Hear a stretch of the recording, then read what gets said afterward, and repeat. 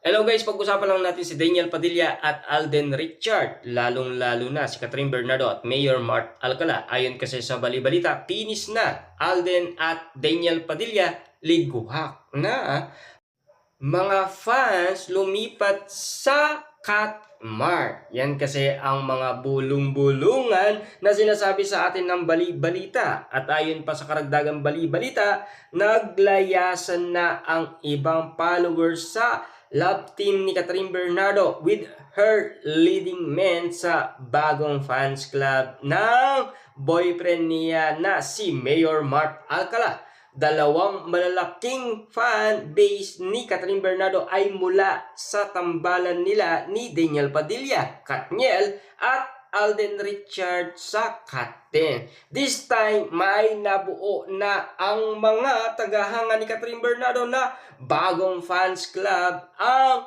Catmart. Kat din ako dati, ngayon Catmart na.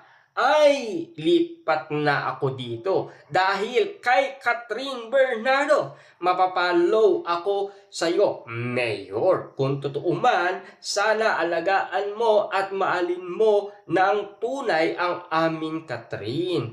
Kinukulit din ng ibang fans ni Catherine Bernardo si Mart sa comment section ng FB post ni Mart na bago niyang proyekto sa Lucena, true na sila talaga ang magkasama sa picture na kumakalat sa social media. Mayor, true lalo po ba kayo at kasama ni Catherine Bernardo? Mayor, pakisagot naman if ikaw ba talaga yun. Nai-stress na ako, please lang, ha ha ha.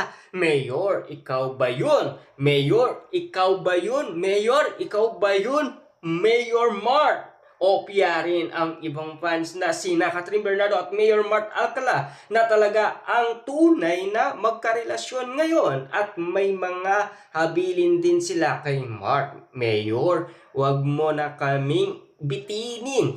Kayo na ba ni Catherine Bernardo? Mayor, bagay kayo ni Catherine Bernardo. Pakialagaan din si Catherine Bernardo, ha? Wag mong sasaktan si Catherine Bernardo, please lang. Hopefully, yan kasi ang mga nasasabi ng karamihan.